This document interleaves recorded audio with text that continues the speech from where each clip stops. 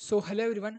सबसे पहली बात तो यार कि यहाँ पे आप सब्सक्राइब करो चैनल को। ठीक है, मैं सबसे पहले यही बोलता हूँ कि सब्सक्राइब करो, बेल आइकन प्रेस करके ऑल पे ज़रूर से सेट कर देना। आपको पता होगा वीडियोस जो है, जैसे कल वीडियो नहीं आया था, ठीक है, आज वीडियो आ रहा है, फिर कल भी नहीं आएगा। क्यों ऐसा है? क्योंकि गाइज मैंने आपको पहले ही बताया हुआ है, आई थिंक। ओ नहीं, नहीं बताया हुआ है। मतलब ये जो है वीडियो ना प्री शूट हो रहा है, तो इसी वजह से थोड़ा कन्फ्यूज़न है, आप समझ रहे हो ना। तो प्री शूट मतलब क्या? मतलब मैं इस वीडियो को टाइम से थोड़ा पहले शूट कर रहा हूँ। मतलब ये वीडियो आपको 14th को दिखेगा, मैं 30th को शूट कर रहा हूँ। और इसके बाद जो है, जो वीडियोस आपको आगे दिखेंगे, जैसे 15th के, जैसे मैंने कहा कि 15th को वीडियो नहीं आएगा, 16th को आएगा। तो 16th को जो वीडियो है वो भी मैं आज ही शूट कर रहा हूँ 13th को, तो इसीलिए प्री शूट हो रहा है। एक और चीज़ मैं आपको बता दूँ यार कि यहाँ पे अगर आपको कोई भी डाउट है आप कमेंट कर सकते हो। जैसे ये जो वीडियो है कमेंट रिक्वेस्ट के ऊपर है, तो अगर आपको कोई भी डाउट है आप कमेंट कर सकते हो, सिंपल सा एंड बता सकते हो कि मुझे इस पर्टिकुलर स्टॉक का फंडामेंटल जानना है, इसका टेक्निकल जानना है, इसका बिजनेस जानना है, तो मैं उसके ऊपर वीडियो बना दूंगा। हाँ, एक और चीज़ मैं आपको कहना चाहूँगा यार, जैसे मैं कह रहा था कि कल वीडियो नहीं आया था, आज आया, कल नहीं आएगा, क्यों? क्योंकि गाइज़ मैं एक जगह से थोड़ा दूसरी जगह शिफ्ट कर रहा हूँ थोड़ा-सा। और और इसी वजह से यार शिफ्ट करने में थोड़ा टाइम लगेगा। मतलब मैं जहाँ पे रहता हूँ वहाँ से मैं कहीं और जा कर के रहूँगा, तो इसी वजह से थोड़ा टाइम लगेगा मुझे। लगभग आप मान के चलो 8 से 10 दिन मुझे लगेंगे शिफ्ट करने में, और सेटअप जो है वो नहीं रहेगा, तो मैं वीडियो ऑब्वियसली नहीं बना पाऊँगा, इसलिए मैं प्री शूट कर रहा हूँ। तो ठीक है, ये सब बातें तो होती रहेंगी, आगे स्टार्ट करते हैं वीडियो को। कमेंट जो रिक्वेस्ट आया हुआ है वो मैं आपको सबसे पहले दिखाता हूँ, तो यहाँ पे आप देख सकते हो। इन्होंने कहा हुआ है कि आईआरबी का जो शेयर है इनके बारे में कुछ बात किया जाए, और 28 पे इन्होंने जो है 1000 शेयर लिया हुआ है। तो क्या हो सकता है, क्या नहीं हो सकता है, इसके ऊपर थोड़ी बातचीत हो जाए। तो देखो, सबसे पहली बात तो यार मार्केट कैप 19,000 करोड़ का है, 19,400, मतलब लगभग 20,000 करोड़ का है। एक मिड कैप कंपनी है, रिस्क मॉडरेट है, और रिकमेंडेशन बिल्कुल नहीं है किसी भी तरह का। मैं कोई भी रिकमेंडेशन नहीं प्रोवाइड कर रहा हूँ, सिर्फ और सिर्फ जो वीडियो है वो एजुकेशनल पर्पस के हिसाब से है। आगे बढ़ते हैं, एंड यहाँ पे सबसे पहले मैं चलूंगा इसके प्रॉफिट एंड लॉस पे, क्योंकि फंडामेंटल्स के ऊपर मेन बात होने वाली है। इनका बाइंग प्राइस था 28, अब ये 32 हो चुका है। तो प्रॉफिट एंड लॉस पे अगर मैं जाता हूँ तो यहाँ पे आप देखोगे 3,000, 3,000, 3,000, 4,000 हो गया, फिर यहाँ पे 5,000 हो गया, फिर यहाँ पे 6,000 के आसपास आ चुका है, फिर यहाँ पे 5,000 हो गया, फिर 6,000 हो गया। ओवरऑल देख करके मैं बता दूंगा यार, स्लो ग्रोथ कंपनी है। कैसे? आप सिंपल देखो, अगेन यहाँ पे जो है मैंने पहले भी आपको शायद एग्जांपल दिया हुआ है। 2012, 2023, आप इसे पकड़ो। ठीक है, 3,000 का डबल कितना होता है? 6,000। बस बात खत्म। 3,100 है तो 6,200, मतलब डबल से थोड़ा ज़्यादा। कितने साल हो गए? 1, 2, 3, 4, 5, 5, 6, 7, 8, 9, 10, 11, 11 साल हो गए। ठीक है, 11 साल में डबल। मतलब यहाँ पे जो है ग्रोथ बहुत कम है, बहुत कम ग्रोथ है। स्टॉक फंसा हुआ रहता है, कभी ग्रोथ आता है, कभी नीचे आता है, कभी ऊपर जाता है। सेल्स इनकंसिस्टेंट है, कंसिस्टेंट भी नहीं है कि हाँ धीरे धीरे चलो ऊपर ही जा रहा है, ऐसा नहीं है। देखो, स्टॉक यहाँ पे घटा, मतलब यहाँ पे सेल्स घटा, फिर यहाँ पे बढ़ा, फिर घटा, यहाँ पे देख सकते हो। तो इनकंसिस्टेंट ही है। और दूसरी बात, यहाँ पे सेल्स ग्रोथ कुछ खास है नहीं। अगर आप प्रॉफिट के बारे में अगर आप मुझसे पूछोगे, तो अगेन वही बात, यहाँ पे 496 अराउंड 500 हो गया। ये कितना है? 720। मतलब तो प्रॉफिट डबल भी नहीं हुआ है। मतलब अगर टॉप लाइन इतना बढ़ रहा है, टॉप लाइन अगर ऐसा मान के चलते हैं, टॉप लाइन अगर ऐसा है तो बॉटम लाइन ऐसा है। मतलब टॉप लाइन ज़्यादा बढ़ता है, बॉटम लाइन कम बढ़ता है। और अगर टॉप लाइन का ज़्यादा बढ़ना 11 साल में दुगना होना है, तो आप नेट प्रॉफिट कितना बढ़ता है आप समझ ही सकते हो। 500 का डबल 1000 होता है यार, 1000 भी नहीं हुआ है। मतलब यहाँ पे तो लगभग 50% आप कह सकते हो, है ना। 500 का आधा होता है 250, 250 ऐड कर तो 750 होता है। तो 50% जो है यहाँ पे नेट प्रॉफिट इंक्रीज हुआ है कितने साल में? 11 साल में। तो मतलब यार, आप बोलोगे एक चीज़ और है, अगर आप बोलोगे यार देखो यहाँ ऊपर भी तो गया था, लेकिन वही है, स्टॉक जो है ऊपर जाता है, इसका नेट प्रॉफिट ऊपर जाता है, वोलेटाइल है, फिर नीचे आ जाता है। मतलब यहाँ पे आप खुद ही सोचो ना, एक कंपनी 920 करोड़ का भी प्रॉफिट कर रही है एक साल में, और 117 करोड़ का भी प्रॉफिट कर रही है। मतलब कितना वोलेटिलिटी है, आप यही सोच करके देखो कि 117 कहाँ पे और 920 कहाँ पे, मतलब कितना गिर रहा है स्टॉक। मतलब कितना गिर रहा है नेट प्रॉफिट, देखो कितना गिर रहा है। 2018 के बाद 19 में गिरा, 20 में गिरा, 21 में गिरा। ठीक है, तो कितना गिरता है। तो यही चीज़ें हैं, और यही चीज़ें मैं बोलता हूँ कि यार आप अगर थोड़े से ऐसे स्टॉक्स को आइडेंटिफाई कर लो। देखो, चार तरह के स्टॉक्स होते हैं, समझना इस चीज़ को, थोड़ा थ्योरेटिकल बात है। देखो, 4 टाइप ऑफ स्टॉक्स होते हैं जो आपको returns on the basis of returns, there are 4 type of stocks. जैसे बचपन में हम पढ़ते थे ना यार, वैसे बता रहा हूँ मैं आपको, ताकि आपको याद रहे। 4 टाइप्स होते हैं। कौन कौन से होते हैं? पहला होता है यहाँ पे पहला, दूसरा, तीसरा, चौथा। मैं पहले नंबरिंग कर लेता हूँ। चलो, पहला होता है नो ग्रोथ, मतलब यहाँ पे आपको नो रिटर्न, सीधा बात है, नो रिटर्न्स, मतलब आपको यहाँ पे कोई रिटर्न नहीं मिलेगा, ना ऊपर जाएगा ना नीचे जाएगा, टाइम वेस्ट, मतलब एक ही जगह पे जो है ऊपर नीचे करता रहता है। दूसरा जो है वो होता है नेगेटिव रिटर्न, ठीक है, नेगेटिव रिटर्न, इसमें क्या होता है, स्टॉक नीचे जाता है। उसके बाद होता है पॉजिटिव रिटर्न, बट स्लो, ठीक है, बट स्लो, मतलब क्या होता है, स्टॉक ऊपर जाता है बट बहुत धीरे धीरे धीरे धीरे ऊपर जाता है। और एक होता है यहाँ पे जो है positive return but very fast, मतलब फास्ट, बहुत जल्दी जल्दी जाता है। मतलब ऐसे नहीं कि यार थोड़ा गया फिर थोड़ा रुका फिर थोड़ा गया, ऐसा नहीं, एक बार में जल्दी जल्दी जाता है। तो आप अगर, ठीक है, मैं ऐसा नहीं बोल रहा आप सिर्फ इसी को आइडेंटिफाई करना सीखो, नहीं, बहुत मुश्किल है ऐसे स्टॉक्स को आइडेंटिफाई करना जो ऊपर भी जाए जल्दी भी जाए। आप क्या करो ना, आप ब्रॉड गेम खेलो, आप क्या करो, आप सिर्फ इन दोनों को एलिमिनेट कर दो, बाकी क्या बचे, यही दोनों बचे ना आपके, पॉजिटिव पॉजिटिव पूरे बचे, और क्या चाहिए आपको। तो आपको यही दोनों जो है हटाना है। और मुझे लगता है ये जो स्टॉक है, अगेन कोई रिकमेंडेशन नहीं दे रहा हूँ, मेरा मेरा पर्सनल व्यू है, मुझे लगता है ये नो रिटर्न वाला स्टॉक है, कि आपको ये नेगेटिव नहीं जाने देगा, बट हाँ, ये आपको कुछ पैसे बना करके भी नहीं देगा, मुझे ऐसा लगता है।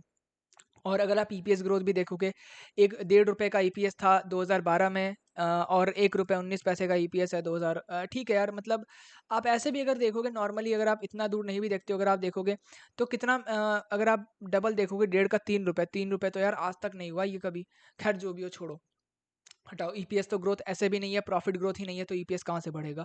अगर आप परसेंटेज बेसिस पे देखोगे, कोई परसेंटेज है ही नहीं, मतलब देखने लायक कुछ है ही नहीं, सब नेगेटिव है, और जहाँ पे पॉजिटिव है 1 2 3 ऐसे करके पॉजिटिव है। और सेल्स ग्रोथ मुझे लगता है फ्लैट है, ग्रोथ है ही नहीं कंपनी पे, है ही नहीं, जस्ट है ही नहीं। प्रॉफिट ग्रोथ बिल्कुल नहीं, कोई ग्रोथ ही नहीं है प्रॉफिट में, प्योरली सिर्फ और सिर्फ एक ही जगह पे कहीं ना कहीं थोड़ा ऊपर थोड़ा नीचे, थोड़ा ऊपर थोड़ा नीचे, यही किए जा रहा है। स्टॉक प्राइस ईएजेड के बारे में हम बात नहीं करते हैं। आरओई जो है 9% का था, उसका 6 हुआ, फिर 4 हुआ, फिर 5 हुआ, 4-5% का आरओई बहुत कम है। देखो एक चीज़ तो ये है, मैं आपको बता दूं कि आपको जो है, मतलब मैं अपना पर्सनल ओपिनियन अगेन बता रहा हूँ, मैं जो है थोड़े कैपिटल, जिस कंपनी में, जिस सेक्टर में ज़्यादा कैपिटल लगता है, जो कैपिटल इंटेंसिव होता है जिसको हम लोग कहते हैं, कैपिटल इंटेंसिव स्टॉक्स में या कैपिटल इंटेंसिव कंपनीज में नहीं जाना चाहिए। मैं तो नहीं जाता हूँ, अगेन कोई रिकमेंडेशन नहीं है, बट मैं नहीं जाता हूँ। क्यों? क्योंकि कैपिटल इंटेंसिव होता है, आरओई कम निकल करके आता है, थोड़ा लोन के ऊपर काम करना होता है, मतलब ऑब्वियसली कैपिटल इंटेंसिव है तो कैपिटल ज़्यादा लगता है ना, वो चीज़ है। तो इसी वजह से मैं उसमें नहीं जाता हूँ। एंड उसमें जो है आपको कभी और बात करेंगे, बट जो है यहाँ पे कैश कन्वर्जन साइकिल, ये सब के बारे में बाद में बात करेंगे। बट हाँ, ये सब चीज़ें बहुत लॉन्ग लॉन्ग टाइम तक होती है, यहाँ पे काम चलते रहते हैं, तो इस वजह से जो है थोड़ा स्लो ग्रोथ भी बन जाता है। तो मैं ऐसे भी नहीं जाता हूँ। एंड ये जो है इंफ्रा वाली कंपनी है, तो वैसी ही कंपनी है, मतलब हाई कैपिटल इंटेंसिव वाली। बैलेंस शीट जैसे मैंने कहा था, आप देख लो, बोरोइंग ज़्यादा है। क्यों ज़्यादा है? अगर आप बिल्डिंग बना रहे हो, अगर आप अपार्टमेंट्स बना रहे हो, ऑफिसेज बना रहे हो, बड़े बड़े स्काई राइजर्स या क्या कहते हैं उसे, ये जो जो भी है, ठीक है, वो सब बना रहे हो, तो उसके लिए आपको पैसे जो है खुद से पहले लगाने पड़ते हैं, बाद में जो है पैसे घूम करके आते हैं, ये वो करके, ठीक है। तो इसीलिए कैपिटल इंटेंसिव में आपको नहीं, मतलब मैं तो नहीं जाता हूँ इसीलिए। और इसमें आरओई भी बहुत कम मिलता है, लेकिन हाँ, ऐसे भी कम मिलता है, बट ये आरओई मुझे ज़्यादा ही कम लग रहा है। 5% का आरओई तो यार बहुत कम हो गया, मतलब यार ठीक है कम मिलता है, बट 15% तक का तो निकाल सकते हो, 15 भी नहीं तो यार उसके आसपास रहो, 13-14 में रहो। बट यार बहुत कम लगा मुझे। आगे बढ़ते हैं, बोरिंग्स देख सकते हो, 16,000 करोड़ की बोरिंग्स है। इसमें भी आप देखोगे तो लॉन्ग टर्म बोरिंग ही ज़्यादा होगी, आप देख सकते हो, ये देखो चीज़ें होती है यार। अगर देखो अगेन दो चीज़ें हैं, मैं आपको ऑनेस्टली बताऊं, मुझे नहीं, मैंने नहीं देखा था इसको, ठीक है, कि लॉन्ग टर्म बोरिंग ज़्यादा है शॉर्ट टर्म ज़्यादा है, मैंने जस्ट बोल दिया कि यहाँ पे लॉन्ग टर्म बोरिंग ज़्यादा होगा। कैसे बोला? क्योंकि यार देखना, आप रिसर्च करके देखना, आप स्टॉक्स को देखना, जो भी बड़े बड़े जो स्टॉक्स है ना, उनमें देखना, जो कंस्ट्रक्शन वाले स्टॉक्स हैं, इंफ्रास्ट्रक्चर वाले जो स्टॉक्स हैं, उनमें आप देखना बोरिंग्स ज़्यादा होंगी, लॉन्ग टर्म बोरिंग ज़्यादा होगा, शॉर्ट टर्म बोरिंग कम होगा। ये चीज़ होता है। अब मैं, अगर मैं ये यहाँ पे ये कहता, समझना इस चीज़ को, अगर मैं यहाँ पे ये कहता कि यार यहाँ पे तो लॉन्ग टर्म बोरिंग ज़्यादा है, शॉर्ट टर्म बोरिंग कम है, ये तो गलत बात है, ऐसा नहीं होना चाहिए, गलत है। अरे यार आप सीधी बात है यार, आप सेक्टर देखोगे ना, किस सेक्टर में किस तरह की चीज़ें होती है। बैंक्स में आप देखो इतना इतना बोरिंग होता है, फिर तो आपको उसको लेना ही नहीं चाहिए, है ना। तो अलग अलग सेक्टर को देखने का तरीका भी अलग अलग होता है, और ये चीज़ आपको समझना है। रिजर्व्स भी देख सकते हो, 12,000 करोड़ के रिजर्व्स है, 12,700 करोड़ तो अच्छा है। आगे बढ़ते हैं यहाँ पे इन्वेस्टर्स के ऊपर, तो यहाँ पे प्रोमोटर्स का होल्डिंग 34%, बहुत कम। एफआईआई का 48%, काफ़ी अच्छी बात है। डीआईएस के लगभग 7% है, ठीक है। पब्लिक का लगभग 10 या 10.5% है, ठीक है। और पब्लिक में भी अगर आप देखोगे तो हाँ, पूरा का पूरा रिटेल इन्वेस्टर का ही फौज है यहाँ पे, ठीक है, टीम है। और ओवरऑल मुझे शेयर होल्डिंग पैटर्न अच्छा लगा। मैं कहता हूँ कि प्रोमोटर के पास ज़्यादा होना चाहिए, या तो पब्लिक के पास, रिटेल इन्वेस्टर के पास कम होना चाहिए, और यहाँ पे रिटेल इन्वेस्टर के पास 10% है, विच इज़ लो, और ये अच्छी बात है। तो इसलिए मुझे शेयर होल्डिंग पैटर्न अच्छा लगा। लेकिन बात ऐसी है कि शेयर होल्डिंग पैटर्न अगर अच्छा भी है तो यहाँ पे क्या फ़र्क पड़ता है, क्योंकि आपका प्राइमरी चीज़ पहले आता है। तो प्राइमरी चीज़ मुझे अच्छा नहीं लगा, सेकेंडरी चीज़ मुझे अच्छा लगा, तो इससे क्या फ़ायदा?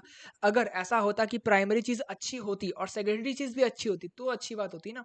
तो इससे कोई फ़ायदा ख़ास है नहीं, लेकिन हाँ, मैंने बता दिया आपको। और क्या अच्छा नहीं लगा, मुझे इसमें कोई ग्रोथ नज़र ही नहीं आ रहा है, ना ग्रोथ आ रहा है, ना आरओई आ रहा है, ना कुछ आ रहा है। मुझे स्टॉक जस्ट फँसा हुआ लग रहा है। एक और चीज़, आप अपने आप को क्रॉस वेरीफाई कर सकते हो क्या? मतलब अगर मैं बोल रहा हूँ कि यार स्टॉक मुझे फँसा हुआ लग रहा है, ठीक है? तो आप सही प्रिटेंड कर रहे हो या नहीं प्रिटेंड कर रहे हो? मतलब आप सही एनालाइज़ कर रहे हो कि नहीं कर रहे हो? तो अगर आपको ऐसा लग रहा है कि यार इसमें सेल्स ग्रोथ तो है नहीं, इसमें प्रॉफिट ग्रोथ तो है ही नहीं, तो आपको स्टॉक प्राइस भी कुछ इस तरह से फँसा हुआ ही देखने मिलेगा, एक ही जगह पे ऊपर-नीचे, ऊपर-नीचे, ऊपर-नीचे बस। तो अगर आपको ऐसा दिख जाए, आप सोचो आप सही एनालाइज़ कर रहे हो। जैसे देखो, अगर किसी कंपनी में फंडामेंटल जो है, आप सेल्स देखोगे, प्रॉफिट देखोगे, ईपीएस देखोगे, आरओई देखोगे, सब अगर ऐसा बढ़ रहा है, तो स्टॉक भी इन द लॉन्ग रन ऐसे ही भागेगा, ठीक है? ऐसा नहीं होगा कि यहाँ पे आरओई बहुत अच्छा है, ईपीएस बहुत अच्छा है, लेकिन स्टॉक जो है ऐसे-ऐसे जा रहा है, कभी नहीं होगा, कभी नहीं, ठीक है? तो वो चीज़ है। और यहाँ पे अगर कोई स्टॉक का फंडामेंटल ऐसे-ऐसे जा रहा है, मतलब फंडामेंटल्स बढ़ ही नहीं रहा है, एक ही जगह पे है, और आपका स्टॉक ऐसे-ऐसे जा रहा है, ये भी कभी नहीं होगा in the long run. Short run में हो सकता है 2-3 महीनों के लिए, बट लॉन्ग टर्म के लिए 4 साल 5 साल के लिए ऐसा नहीं होगा। आप देखो स्टॉक जो है एक ही जगह पे है, यहाँ पे जाता है, हाई मारता है, नीचे आ जाता है, ऊपर जाता है, फँसता है, रुकता है, नीचे आ जाता है। तो आप खुद देखो स्टॉक कब लिस्ट हुआ है। स्टॉक लिस्ट हुआ है 28 फरवरी 2008, मतलब 2008 में स्टॉक लिस्ट हुआ। उसके बाद जो है स्टॉक अभी तक, ठीक है, देखो 32 रुपये पे है, और स्टॉक कितने रुपए पे लिस्ट हुआ था, अराउंड 20 रुपये पे। तो अभी तक जो है स्टॉक कितने रिटर्न दिया है, खुद ही कैलकुलेट कर सकते हो। अगर आप यहाँ पे देखो कि 2010 में स्टॉक जो है वो था कितने पे, आप देख सकते हो 31 रुपये पे था, और आज 32 रुपये पे है। तो जिसने 2010 में स्टॉक को बाई किया होगा अगस्त के महीने में, वो तो अभी सिर्फ 1 रुपये के प्रॉफिट पे बैठा हुआ है, ठीक है?